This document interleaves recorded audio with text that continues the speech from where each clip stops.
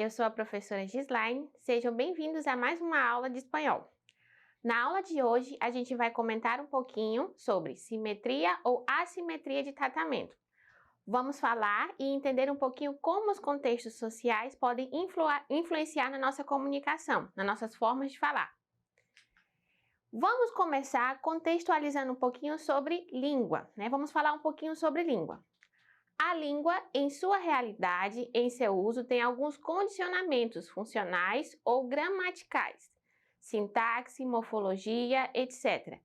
E alguns condicionamentos sociais, localidade, situação socioeconômica, gênero, idade, nível de estudo, ou melhor dizendo, de apreensão do caráter normativo da língua formal, etc., que convivem entre si.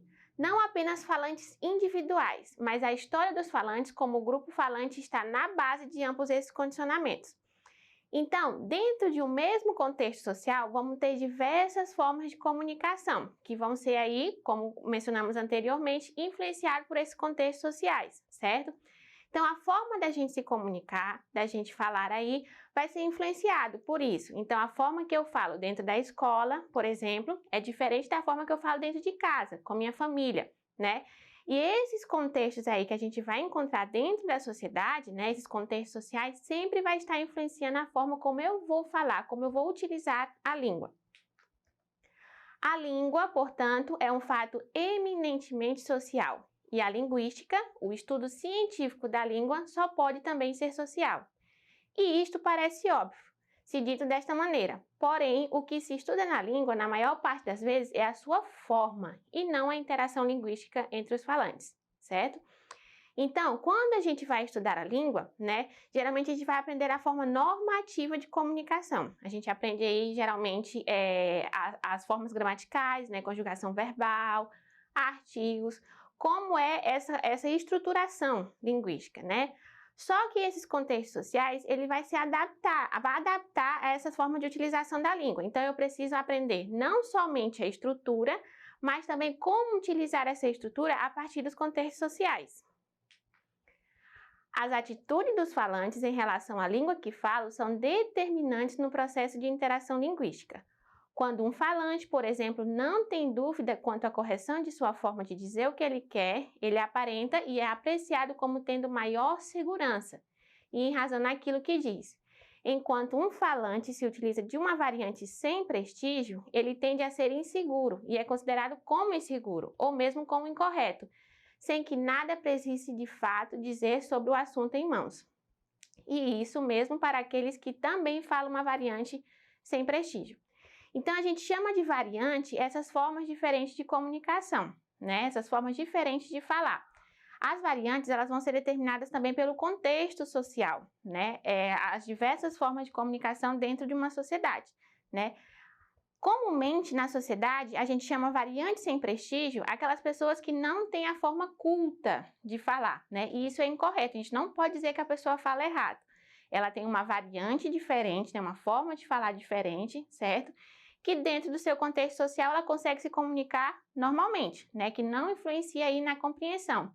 Então, essas variantes aí, elas também vão determinar aí essa exclusão linguística, né? Dizer quem fala de uma maneira melhor e quem fala aí de uma maneira incorreta, né? O que seria errado dizer isso, né? Porque cada pessoa aí, ela tem a sua forma de comunicação, né? E se ela consegue estabelecer a sua comunicação dentro do seu grupo social, não há nada de errado nisso.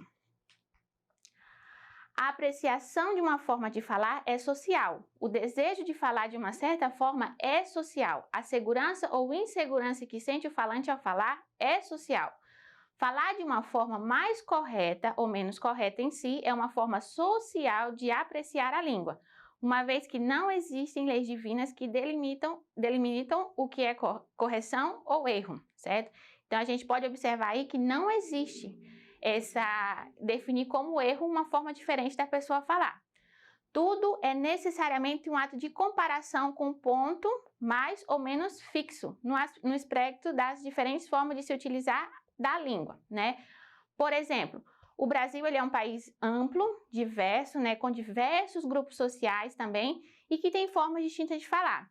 A forma que nós aqui no Acre falamos é muito diferente da forma que os nordestinos falam, né? Que também é diferente da forma que os sulistas falam. E a gente não pode classificar isso como errado, né? Não existe um padrão, não existe uma lei divina, como foi mencionado anteriormente. São variantes diferentes, né? Que estão adequadas dentro do seu contexto social, certo? Então, não há um correto ou um incorreto, né? Cada um tem o seu contexto social que vai influenciar diretamente na forma de falar.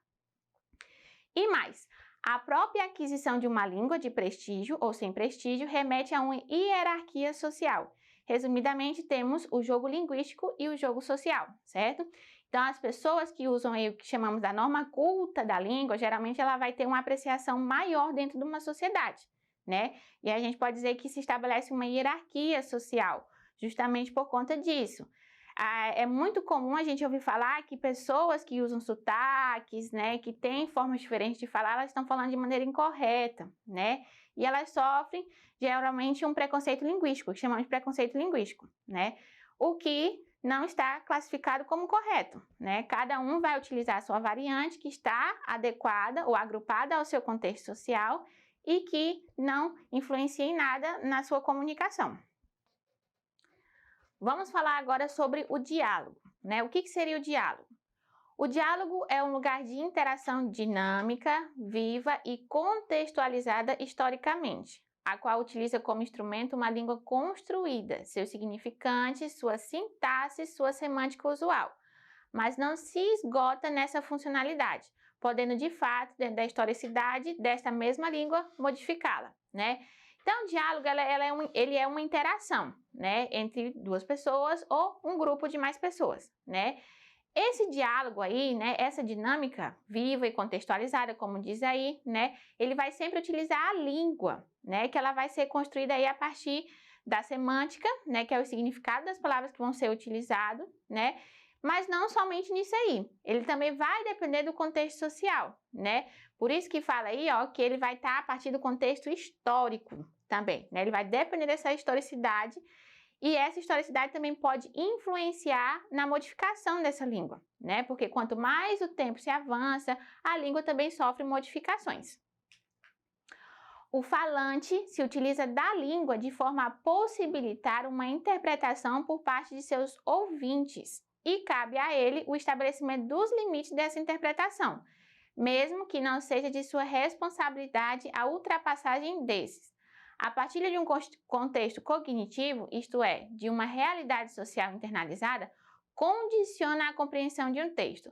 As estratégias cognitivas são as mais ou menos determinadas dentro dos limites do gênero textual, realizado e por uma partilha de conhecimentos enciclopédicos sobre o assunto em discussão, sobre as suas relações dentro do mundo e interacionais. Uma compreensão parcial ou total se faz possível. O sentido é negociado, portanto, entre ouvinte e falante na interação viva, certo? Então, a gente observa que esse contexto social vai ajudar aí no meu nível de interpretação, de conhecimento, no meu diálogo estabelecido aí entre as pessoas, né? Se eu uso uma norma diferente, uma variante diferente do que a pessoa está atualmente aí utilizando, vai ter um problema na interpretação, né? No entendimento do que eu estou falando. Por isso é muito importante a gente aí ter um domínio básico das variantes, né? Saber essas formas de falar, porque daí eu posso me comunicar com diversos grupos sociais diferentes. Ainda é importante notar que, dada a característica histórica da língua, todo discurso é por excelência um diálogo, uma vez que, mesmo que não exista um interlocutor ativo ou mesmo presente no discurso, tudo o que se diz remete às coisas ditas anteriormente nos outros falantes e pressupõe um ouvinte, certo? Isso foi Bakhtin que disse, né? Bakhtin fala muito sobre essas questões dos gêneros, né? E o diálogo aí está incluído como um dos gêneros discursivos, né? Que a gente utiliza aí dentro da sociedade, né? E mesmo que o texto aí não tenha o interlocutor ativo, tudo que se diz na sociedade tem um propósito, né? Quer se passar uma mensagem a um determinado destinatário. Então, tudo é um diálogo, né? Qualquer texto produzido é um diálogo, mesmo que esse seja ideal, no caso dos escritores, por exemplo, certo?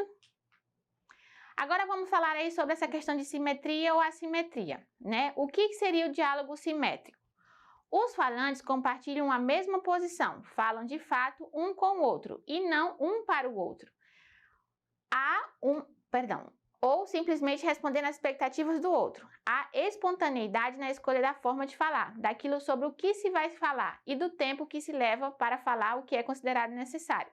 Um exemplo de tal interação encontra-se nos debates comunitários, que visam resolver ou colocar em pauta uma realidade compartilhada pelos moradores, os problemas que afetam a todos no determinado local e suas possíveis resoluções.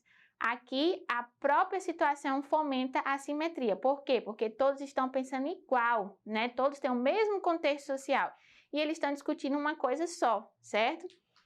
A partilha de um contexto e de uma posição socioeconômica, tendo-se em vista o agrupamento de pessoas que ocupam o mesmo ponto objetivo na hierarquia social, numa mesma localidade constante, que decorre de fatores múltiplos, tais como a favelização, por exemplo, atuam nesse sentido.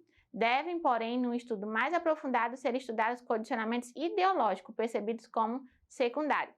Então, se as pessoas que estão envolvidas aí no discurso têm o mesmo tom, né, a mesma variante, a mesma discussão, a gente diz que eles estão estabelecendo um diálogo simétrico, porque todos falam da mesma coisa, né, todos têm a mesma intenção.